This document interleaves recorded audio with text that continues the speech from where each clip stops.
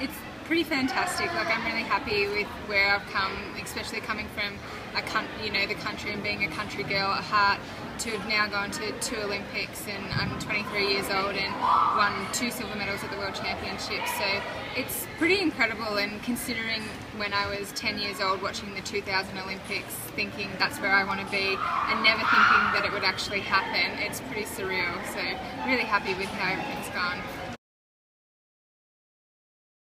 Yeah, I think it's just being open to new things, and it's just continuous learning. Like, one of the things that my new coach says, his favourite word is kaizen, which means continual improvement. So it's just about being able to adapt, and I think the biggest thing for me was to know that the time had come to start a new adventure and go somewhere different, and just to be able to trust again as well. Like, your coaches and the people around you have a lot of experience in the area, so it's really that ability to just be able to trust them and trust in what they're telling you. So it had a big effect on me going into the World Championships this year in Spain, just being able to trust Rowan and the work that we had done together, and then after 6 months have been with him get up on the podium again. So yeah, it's just being able to continual learning and things like that. And every meet that I go to, I still haven't done my perfect race, and I don't think I ever will, but it's being able to look back and look at the things that I did well, look at the things that I didn't do well, and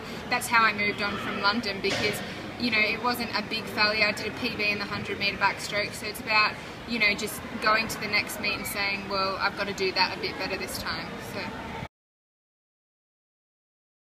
yeah, I think a lot of the younger kids that I've noticed, especially now training at Nunawading, is they'll get out of a race and they'll think, oh, I didn't do a PB, that was horrible, the world is ending. But I always say to them, and I always still do it in my races, look back, there has to be something that you did well in that race, whether it's the start, whether it's you didn't breathe to the finish, you know, you did really good underwater kick. And each time I race, I try and, you know, at least look back and say, well, I did this right and this right, and then the next time I want to do those 2 things right again and improve on something else. So then at the end of my career, hopefully I've added enough good things in multiple races to put a really good one together. But it's right, if you didn't have something to work on and something to improve, then you wouldn't really get any satisfaction out of when you did get it. So it's just about going back and not looking at the negative swims in a bad way, trying to always get something positive out of them.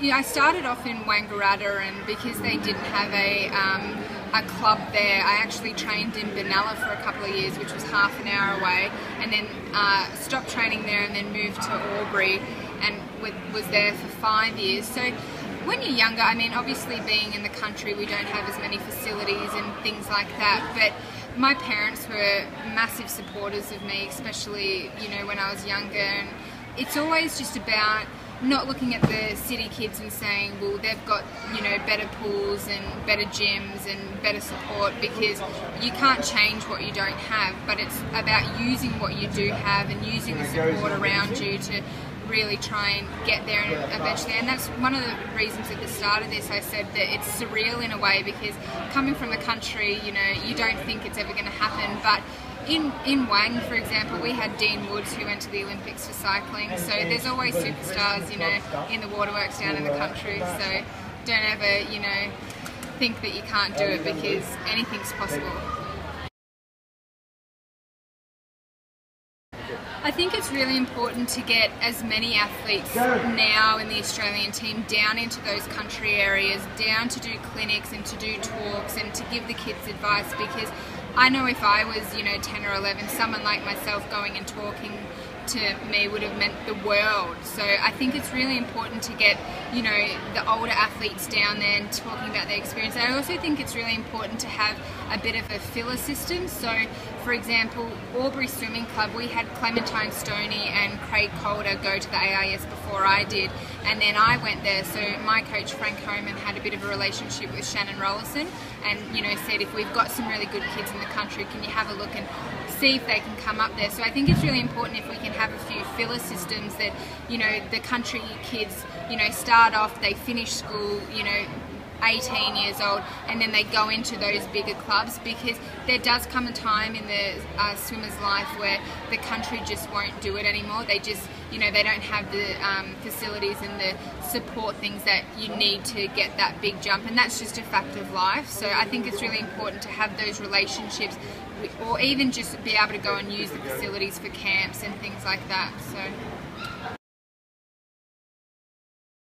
I think it's like when people say, like, you know, after they've had a baby, they, you know, block out the pain because it was that bad and they don't remember it. I think that's like with me. I think I've done that many bad sets that are just kind of blocked out and I don't remember them. But one of the hardest ones that we're doing at the moment is, it's on a Thursday night. Thursday's my hump day. I hate Thursdays.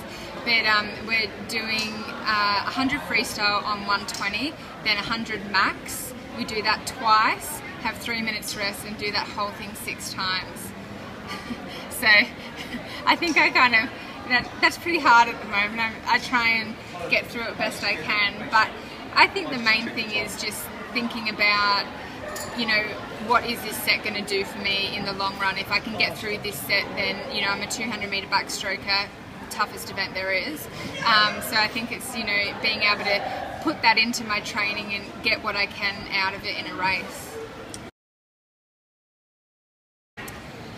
I think it's just, you know, all the experiences that I've had and that I'm yet to have, you know, the friendships that I've made, the different places around the world that, you know, I've gone to India and Dubai and Shanghai, like just random places that I wouldn't get to do if I didn't swim. So I think the biggest thing for me when people ask why do you do it, it's like, as much as I'd like to swim when I'm 40, I know it's not going to happen, so I just grab every opportunity with both hands and run with it, because it's only such a short amount of time that I'll be able to do this for, so I enjoy it while I can. And you know, it's like with everything, I have goals that I want to achieve, and I may get them, I may not get them, but that's what, you know, gets me up in the morning to go out there and do it. And then, you know, the feeling of being up on a podium at a World Championships, you know, it's just, it's unreal. Like, you feel like all the hard work is paid off and things like that, but there's always that next step. You know, I'd like to be on the gold medal,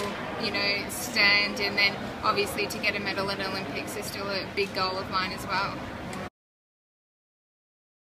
It's great. I always thought that I wouldn't do it. I always thought, oh no, I just want normal people and things like that, but you're surrounded by swimmers. Like, when I was growing up, my swimming friends were my family. I didn't really get along that well with my school friends because I was never there, and they wanted to know where I could go out to parties and things like that. So those girls, they're my family, especially now being in Melbourne, that mum and dad and my boyfriend is still in Canberra, so it's a big family thing, and it's really good because we all understand each other, we all understand that we have training and things like that, and it's a lot easier knowing that there's 2 other people having to get up in the morning as well, not just you.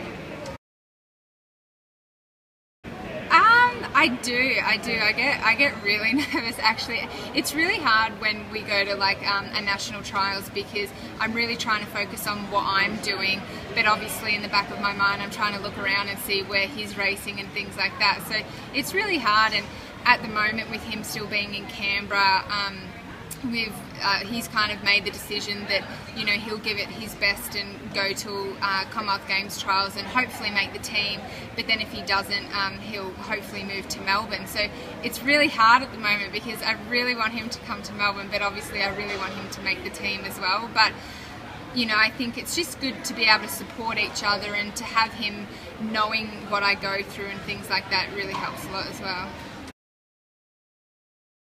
I've decided if I had an hour and money wasn't an object, I would buy myself an island and call it Bindy's Island, and I think I would buy Qantas Airlines as well, or Virgin, doesn't matter which one, and so I had a lot of money to do whatever I wanted. But an hour's not very long either.